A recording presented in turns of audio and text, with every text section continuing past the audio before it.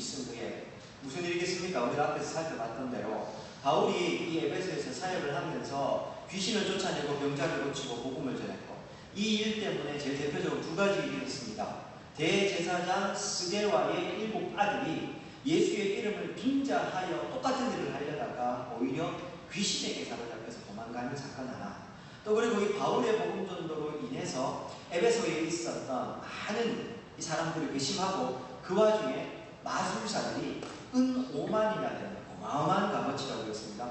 그 값어치가 되는 마술책들을 한 곳에 모아서 불태우는 사건이 있었습니다. 이 두 가지 일이 있은 그 후에 오늘 본문에 보시면 이 도로 말미암아 적지 않은 소동이 발생했다. 성경은 그렇게 이야기를 하고 있습니다. 은 5만이나 되는 큰 책, 많은 분량의 어마어마한 양의 책을 태울 정도, 그 말은 그걸 태웠다는 말보다는 오히려 그것을 태울 만큼 사람들의 마음이 변했다는 이야기입니다. 마술사들과 각종 그 책을 신봉하는 사람들이 이제는 이 책이 필요 없으니까 다 버리겠다는 거 아닙니까? 태우겠다는 거 아닙니까? 어제도 집에 그 반가운 손님이 한번 놀러 와서 잠깐 말씀을 나눴는데, 예수하는 어른께서요, 시어머니께서 신주 따님처럼 모으시던 그 제기들 있죠. 점점 이제 아직 교회는 안 나오시지만 마음이 열리시니 그 얼마나 비쌉니까? 제기들이요. 근데 그걸 제사를 그냥 평생을 지냈던 그 어른이요, 이제 마음이 좀 열리니까 그걸 그냥 다 갖다 내버리도록 그렇게 하셨답니다. 더 이상 필요 없다는 겁니다. 그렇게 귀중한 거지. 마찬가지겠죠. 마술책을 불태웠다는 건 그냥 불태웠다는 게 아니고 더는 내가 마술을 안 믿겠다, 안 따르겠다는 겁니다. 도시가 이 정도로 변했으니 당연히 소동이 날만 합니다. 그리고 그 마술의 중심에 뭐가 있다고 했습니까? 지난 시간에 아데미 신전이 있다고 말씀드렸습니다. 이 에베소는 아데미 여신을 섬기는 일로 가장 유명한 것이 오늘 본문에도 나옵니다만 소동이 날만 합니다. 24절부터는요, 그 소동이 구체적으로 어떤 일이었는지를 설명을 합니다. 데메데리오라고 하는 은장색이 나와서 사람들을 이 선동하는 일이 있습니다. 24장에 보면, 24절에 보면 은장색이 은으로 아데미 신상 모형을 만들어 직공들에게 적지 않은 벌이를 하게 했는데, 그가 25절에 직공들과 여러 자기와 똑같은 일을 하는 사람들을 모아서 하는 말이 그겁니다. 뭡니까? 여러분도 알거니와 우리의 풍족한 생활이 이 성읍에서부터 나왔다. 그런데 이 바울이라는 사람이 에베소에 와서 복음을 전하고 나니까 우리의 지금 생업이 위협받게 생겼다. 그렇게 이야기를 합니다. 27절 보십시오. 우리의 이 영업이 천하의 진 위에 있을 뿐 아니라 큰 여신 아데미의 신전도 무시당하게 되고 온 아시아와 천하가 위하는 그의 위협, 즉 온 천하와 아시아에 있는 나라들은 다 인정하는 아데미 여신의 권위조차 다 무너지게 생겼다. 그렇게 이야기합니다. 아데미 여신을 위하는 것 같이 이야기를 하지만 결국 이 은장색이었던 데메데리오가 하는 말이 뭡니까? 먹고 사는 생업에 문제가 생겼다 이 말입니다. 그 오전에도 말씀을 드렸지만 사실은요, 우리 인생에서 먹고 사는 문제, 이 물질에 있는 걸 빼고 나면 우리 별로 그렇게 애태우는 일도 없고 그렇지 않습니까? 그 여러분들이 가지고 있는 문제의 큰 틀 두 가지는, 하나는 먹고 사는 문제, 하나는 자녀 문제 아닙니까?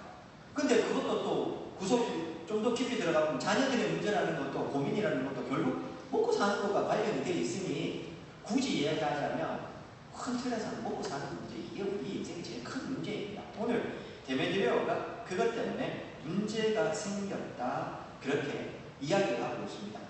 그 사진 한 장만 좀 띄워주시겠습니까? 은장색은요, 말 그대로 금속 같은 거를 이렇게 다듬어가지고 만드는, 이 우상을 만드는 직업을 이야기하는 겁니다.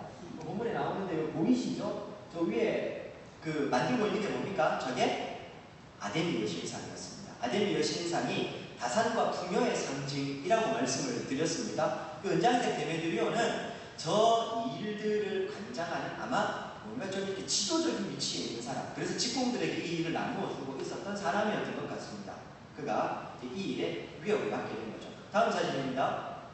지난번에도 말씀드렸습니다. 이게 아데미 여신, 미의 여신이라고 하는데 어떻게 저렇게 생겼을까? 미의 기준은 시대마다 달라집니다. 40년 전, 50년 전 우리나라의 미인의 기준과 오늘날 우리나라의 미인의 기준 많이 다릅니다. 하물며 수천 년 전 일이었습니다.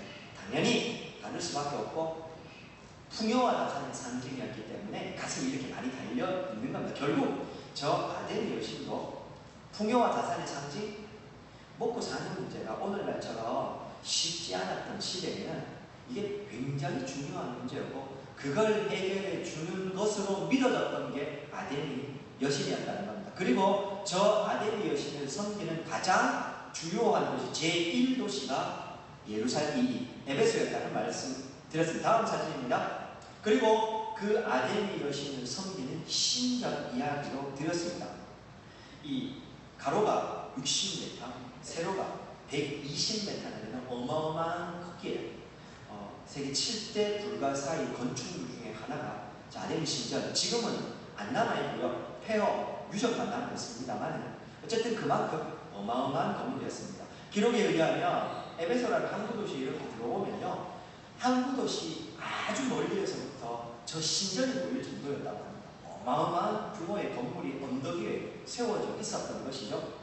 자, 이 사람들이 왜 생업에 문제가 됐을까? 본문에도 나옵니다만요, 이 에베소라는 도시가 당시 로마가 다스리는 지역에서, 특별히 아시아 지역의 거의 최고의 도시, 제1도시였고 무역과 상업 이런 것으로 굉장히 번성하는 도시, 식민지였지만 동시에 자유도시의 권한을 받은, 그러니까 로마의 식민지였지만 동시에 로마는 그들을 그냥 파트너 정도로 생각하는, 그만큼 경제적으로 부유하고 대단한 자부심을 가진 도시. 수많은 사람들이 이 에베소 도시에 드나들었는데 왜 우리 베트남 가면 이거, 저 중국 가면 이거 라고 생각하는, 관광지에 가면 꼭 사야 되는 거 있죠.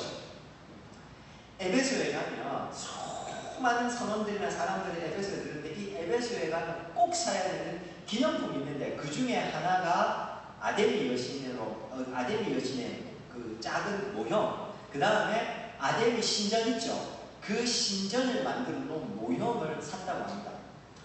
이 지중해로 항해를 다녔기 때문에 더군다나 이 바다에 있었기 때문에 저 아데미 여신이 자기들을 지켜준다고 생각했기 때문에 에베소에 가면 딴 건 몰라도 저건 반드시 사야 돼 라고 생각했던 그 아이템이 바로 이 여신상과 신전의 모형이었다고 합니다. 그걸 만들어 팔던 사람이 데메드리오와 지금 이 분란을 일으키고 있는 사람들이었던 겁니다. 바울이 지금 와가지고 이 신이 아무것도 아니라고 이야기를 하고 있으니 문제가 생긴 겁니다. 26절 보십시오. 바울이 뭐라고 얘기합니까? 사람의 손으로 만든 것이 신이 아니다. 바울이 이렇게 얘기해버린 겁니다. 그러니 자기들이 먹고 사는 문제가 큰 일이 생긴 겁니다. 그래서 이 경제적인 부분에 문제가 생기지 않습니까? 오늘날에도 현대시대도 마찬가지입니다. 우리 문제들 아니면 우리나라에 큰 문제가 됐다고 생각하는 거에 깊이 들어가 보면 경제적인 부분과 연결이 안 되어 있는 영역이 없습니다. 제가 이 말씀을 왜 드리냐 하면 우리가 생각하는 가치 판단조차도 요즘은 이 경제적인 부분과 연결지어서 우리가 자꾸만 생각하는 경향이 생겨서 드리는 말씀입니다. 진리의 문제에 있어서만큼은 절대로 타협하면 안 되는데 어느 순간 이 진리조차도 경제적인 그 부분과 연결시켜서 이게 경제적으로 도움이 되는가 그렇지 않는가가 문제가 되는 겁니다. 교회가 어떤 일을 결정할 때 헌금 들어오는 수익과 관련이 되면 굉장히 첨예해집니다. 어쩔 수 없는 우리의 슬픈 자아상인 겁니다. 그렇지 않습니까? 오전에 말씀드린 것처럼 천국이라는 모형도 우리들은 어느새 물질적인 영역으로 우리도 모르게 그렇게 생각하는 겁니다. 심지어요, 하나님이 없어도 모든 것이 다 보장되는 공상과학 영화 같은 거 보면 나옵니다. 사람들이 실제로 이제 공간과학 소설 같은 거 보면요, 사람들이 복제인간을 만들어 놓고 몸을 바꿔가면서 영원으로 사는 겁니다. 그리고 물질 분명히 극치에 대달해 있어서 조금만 하면 몸을 바꿔서 그냥 영원토록 젊게 사는 겁니다. 어느 순간인가 그게 천국을 대신하는 겁니다. 근데 하나님이 없으면 거기가 천국입니까? 하나님 없이 영원토록 잘 먹고 잘 살고 그냥 편안하게 병도 없이 잘 먹고 잘 살고 걱정도 없이 살면 그게 천국입니까? 잘 대답하시기 바랍니다. 우리는요, 어느 순간인가 이 천국이라는 것의 진짜 핵심 가치를 놓쳐버린 겁니다. 하나님이 계셔야 거기는 천국인 겁니다. 하나님이 없어요. 말 그대로요. 그래서 C.S. 루이스 같은 프랑스의 지성이었던 사람은요, 지옥은 하나님이 없는 곳이 지옥이라는 얘기를 대놓고 합니다. 우리는 어떻게 하는 곳이 지옥이라고 생각하겠지만, 그때도 말씀드렸습니다. 우리 신문지상에서 어떻게 이런 일이 일어날 수 있을까? 천인공노한 사건들을 보면서 우리가 막 죽격하고 막 분노하지 않습니까? 천국은 매 순간마다 하나님의 은총이 사라져버리니 그런 일들이 가득해서 영원토록 있는 곳이 지옥이라고 C.S. 루이스가 설명을 합니다. 저는 오히려 그게 더 천국의 개념에 맞다고 생각합니다. 하나님이 없는 곳이니까요. 하나님의 은총 자체가 존재하지 않으니까요. 다시 본문에 보시면 이 데메드리오는 먹고 사는 문제가 타격받을 일이 생기니까요. 사람들을 선동합니다. 그리고 사람들은 그 선동에 너무 쉽게 반응합니다. 왜요? 우리 지금 세월이 지금 타격받게 생겼다는 것입니다. 28절과 9절 보십시오. 그들이 이 말을 듣고 분노가 가득하여 외쳤는데 크다 에베소 사람의 아덴이요. 이게 무슨 말이냐면요, 당시에 아덴이 신전으로 들어가면서 사람들이 불렀던 노래 혹은 그들이 관용적으로 아덴이 여신을 칭송하면서 했던 말이 크다 에베소의 아덴이 여신이요, 에베소 사람의 아덴이요 라는 이야기를 하는 겁니다. 바울이 지금 아덴이 여신을 지금 아무것도 아니라고 이야기하면서 먹고 사는 문제를 얘기했는데, 그들은 지금 뭐라고 이야기합니까? 크다 아덴이 여신. 아덴이 여신을 섬기는 것 같지만 그게 먹고 사는 문제와 관련이 되니 목숨 걸고 이야기하는 겁니다. 사실은 이게 종교의 문제가 아니라 먹고 사는 문제가 된 겁니다. 자, 그렇게 해서요, 29절에 보시죠. 온 시내가 요란하여졌고, 누가 잡힙니까? 바울은 어디 다른 데 가 있었는데 안 잡히고 누가 잡힙니까? 마게도냐 사람이었던 가이오와 아리스도고. 그러니까 바울과 함께 전도팀을 이루어서 다녔던 가이오와 아리스도고, 이 두 사람이 군중에게 붙잡히게 됩니다.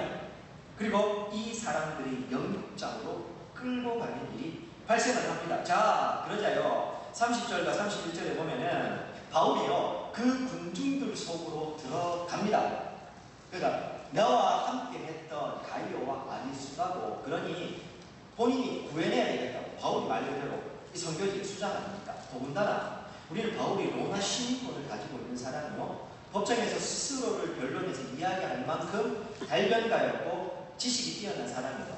아마도 바울은요, 자기가 로마 시민이기 때문에 여기에 가서 뭔가 역할을 하려고 했던 것 같습니다. 그러자 31절, 아시아의 관리 중에 바울의 친구된 어떤 사람이, 이 사람들이 누군지 알려져 있지 않습니다. 여기서 아시아의 관원이라고 하는 이 관원이라는 표현이요, 뒤에 나가면 서기관으로 나오는데, 에베소라는 도시는 로마의 식민지였지만 동시에 자유도시라고 말씀드렸습니다.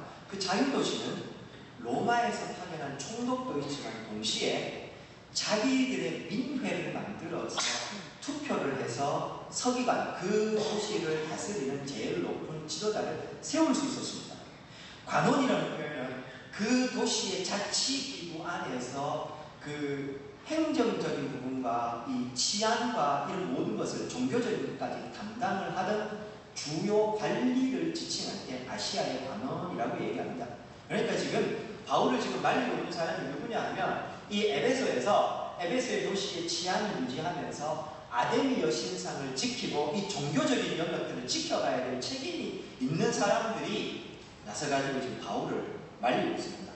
옛날부터 알았는지 여기 와서 알게 됐는지 성경은 더 이상 이야기해주지 않아서 알 수는 없습니다만, 어쨌든 이 사람들은 바울에 대해서 이 사람들이 아주 좋은 감정을 가지고 있었던 것 같고 바울을 지금 막아서고 있습니다. 자, 그 와중에 본문 한번 보시겠습니까? 32절 연극장의 그 상황을 성경은 이제 그려주고 있습니다. 사람들이 외쳐서 어떤 이는 이런 말, 어떤 이는 저런 말을 하는데, 중요한 건 모인 무리들이 태반이나 자기들이 뭐 때문에 모였는지를 모릅니다.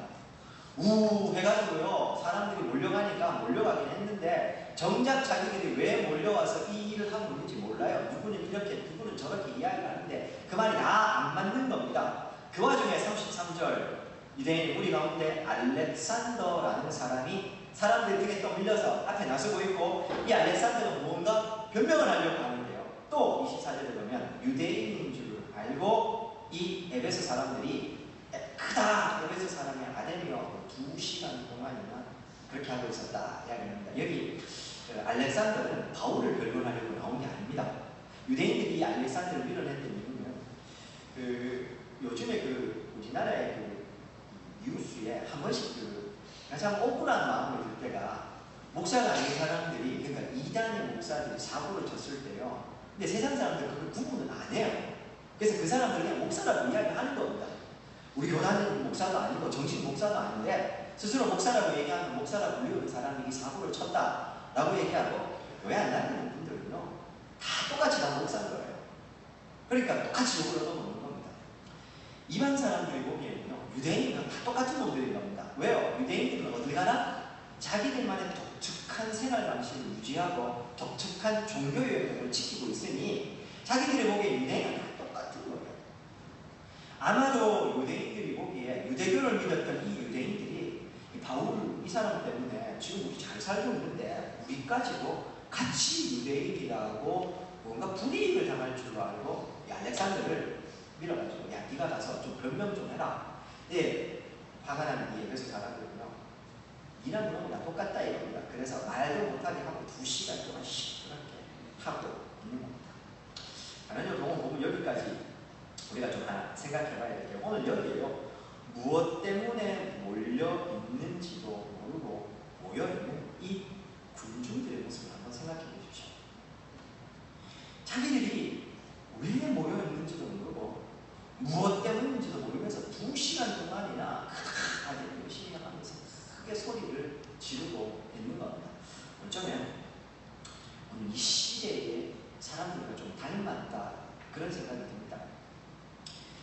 인터넷 잘 보시는지 모르겠습니다만 인터넷 들어가면요 교회는 더 이상 상종 못할 곳으로 요즘 낙인 찍혀 있습니다. 이 교회를 언급하는 순간요 그 사람이 누구든지 간에 살아남지를 못합니다. 그만큼 굉장히 적대적입니다. 사고치가 많습니다. 반성도 해야 되고요. 교회가 교회답지 못한 모습을 보여준 게 사실은 사실입니다.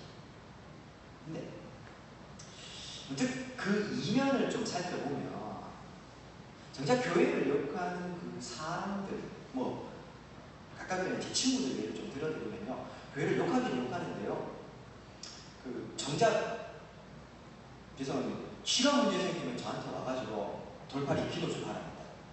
예수님 닮은 내보고 왜 기도하냐? 네가 그래도 하나님하고 저기 하늘하고 좀 가까우니까 뭔가 기도하면 좀 달라질 거라고 합니다.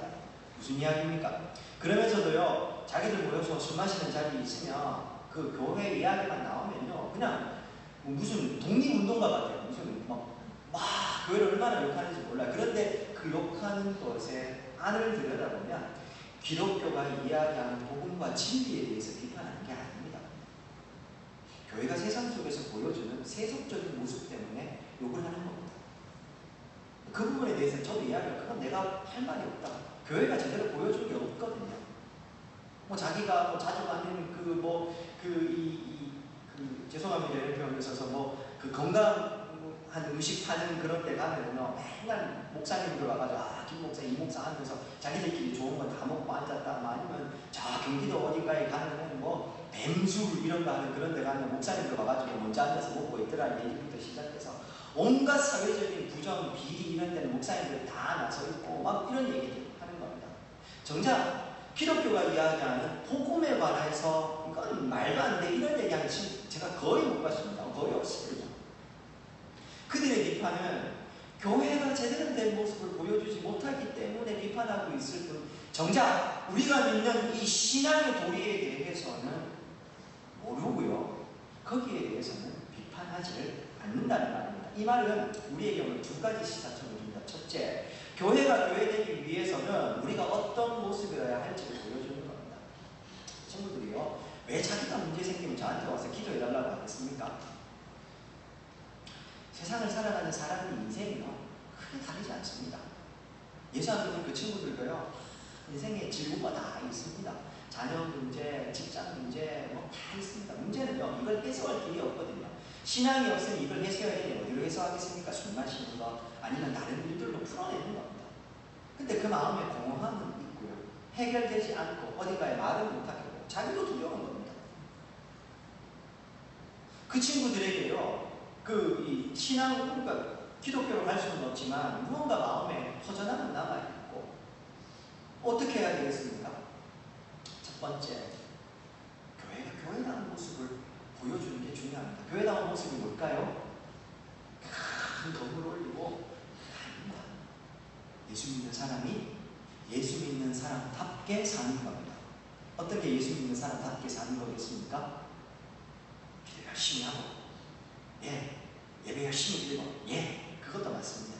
그러면 그게 끝입니까? 삶의 현장으로 나아가서 거기에서 정말 예수 믿는 사람이 어떻게 살아야 될지 좀 고민을 해볼 여지가 있습니다.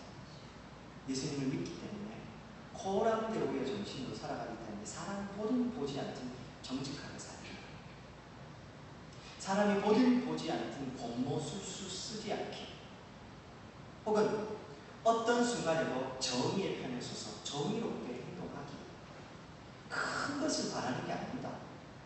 무언가 저 사람들은 이 땅의 법칙이 아니라 하늘의 법칙, 하늘의 원리로 사는 사람이라는 걸 보여주어야 주기만 하면 되는 겁니다. 그러면 무언가 다르기 때문에 저 사람은 다르다 이야기를 하는 겁니다. 동시에요, 또 하나, 오늘날 전도가 안 되는 시대라고 이야기하지만 동시에 오늘 이 군중들도 자기들 왜 모여 있는지를 몰라요. 그렇지 않습니까?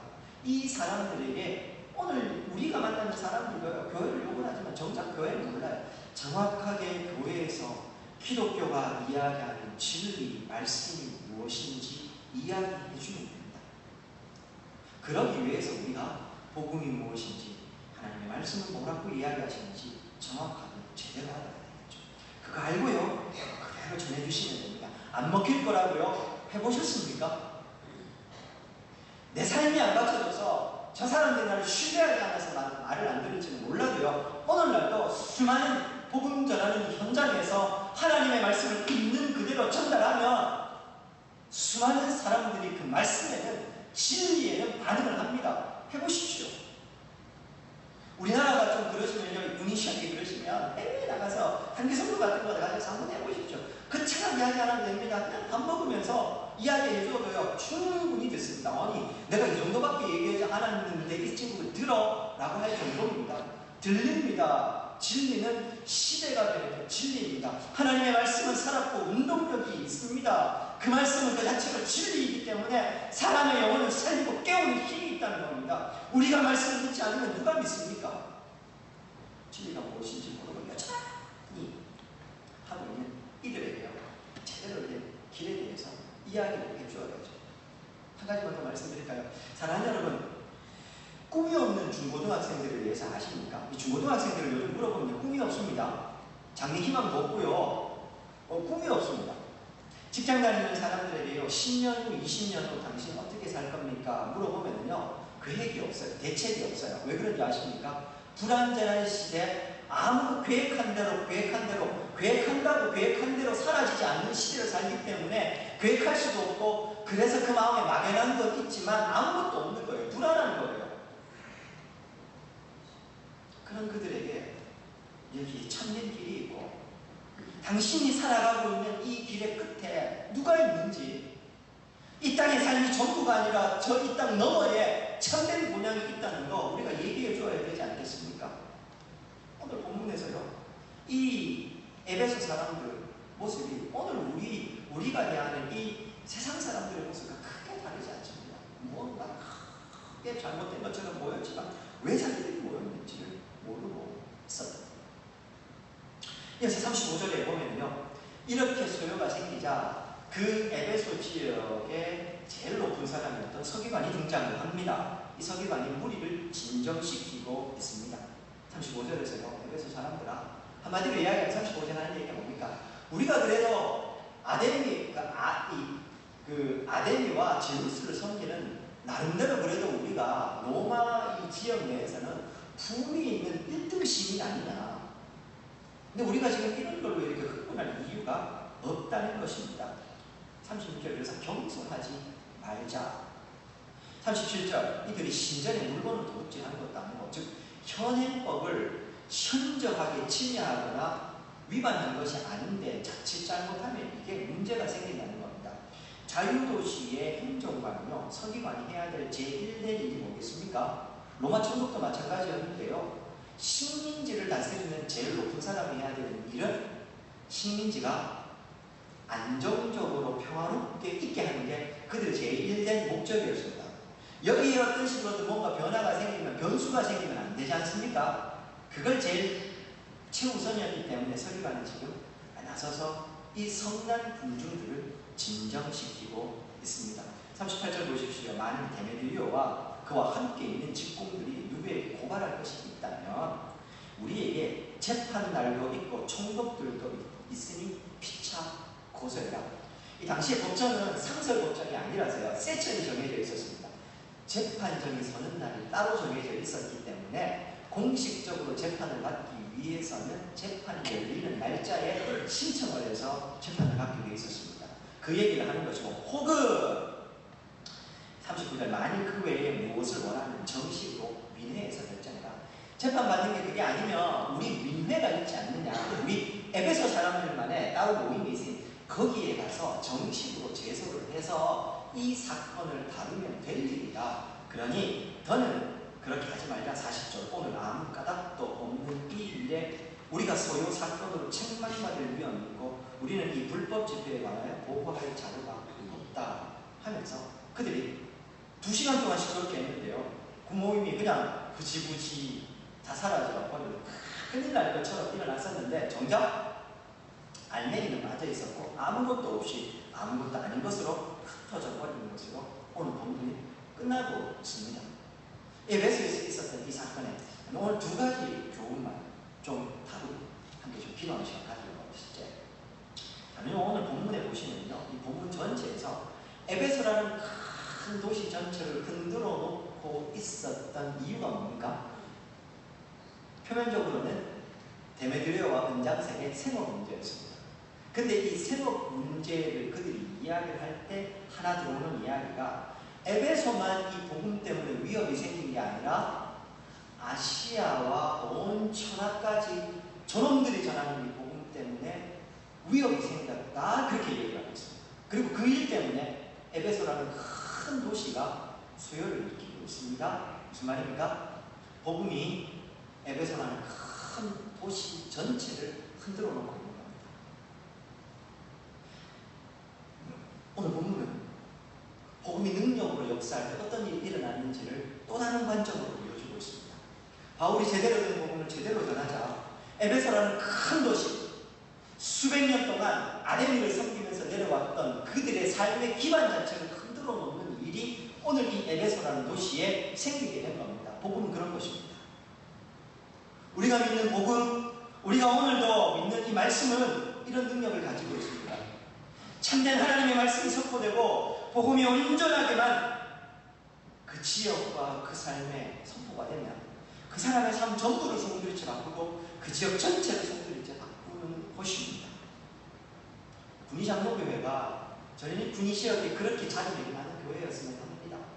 대단한 변화를 하루아침에 이끌어내자 그런 이야기를 하는 게 아닙니다. 우리가 복음으로만 올바르서 있기만 하면 하나님이 때가 되시면 에베소 전체를 뒤집어 엎고 수백 년 동안 내려왔던 그들의 삶의 기반 자체를 흔들어 놓았던 것처럼 하나님께서 변할 것 같지 않았던 이 군의지역에 이런 여러 가지 모습들도 바꿔놓을 수 있다고 믿습니다. 그것이 복음입니다. 우리가 믿는 복음은 능력입니다. 생명입니다. 사랑하는 여러분, 이 가을에요, 이제 추석도 끝났고 이제 우리에게 더 이상 이제 소망이 없지 않습니까? 그러니까 이제 이 가을에 이제 우리가 더 열심히 사는 일밖에 없습니다. 열심히 살대요. 우리가 믿는 이 복음의 도리를 붙잡고 비록 내 삶에 당장의 변화가 없어도 이것은 능력이고 생명이요 이 도시를 바꾸는 하나님의 귀한 말씀이니 이 말씀을 붙들고 다시 한 주간 살아가는 우리 성도님들이 되셨으면 합니다. 두 번째, 오늘 본문에요, 오늘 이 붙잡힌 가이오와 이 두 사람의 인물을요, 그 아리스다고를 구해내는 사람이 누굽니까? 바울입니까? 하나님입니까? 오늘 본문에 바울은 당신이 좀 빠지십시오. 빠져 있습니다. 제가 그 목회자로서 성도님들이 그러면 바울처럼 이렇게 죽음을 무릅쓰고 저는 당연히 그렇게 할 겁니다. 아빠는. 어쨌든 뭐 바울 빠져있으라고 이야기해서 바울 빠져있습니다. 오늘 본문에 하나님 있습니까? 다시 한번 읽어보십시오. 오늘 본문에는요, 하나님이 등장을 하는 게 아니고 서기관이 등장을 해서 예수 안 믿는 사람입니다. 그 사람이 지금 이 일을 해결해 놓고 있는 겁니다. 그 사람도 하나님께서 일하시는 분입니다. 오늘 본문으로요, 하나님은 당연히 예수 안 믿고 절대로 안 바뀔 것 같은 그 사람의 삶도 하나님은 주관을 하십니다. 오늘 나누고 싶은 겁니다. 하나님은요, 어쩌면 오늘 이 본문을 통해서요, 바울과 그 전도팀에게 응원 메시지를 하나 주시고 있는 건 아닐까, 그런 생각을 했습니다. 3차 전도여행입니다.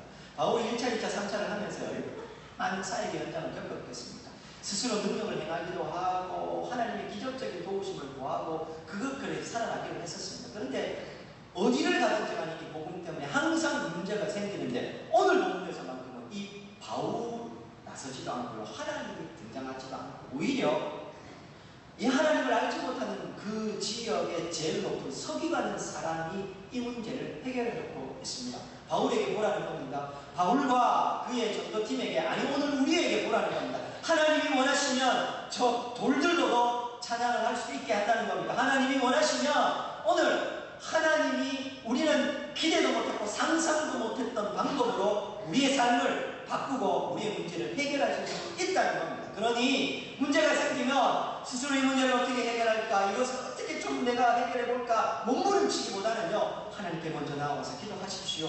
하나님이 원하시면 기대하지 않았던, 전혀 생각하지 않았던, 오늘 보면 서기관을 통해서도 하나님은 당신이 일을 하실 겁니다. 바울의 전도팀에게 오늘 우리에게 보라는 겁니다.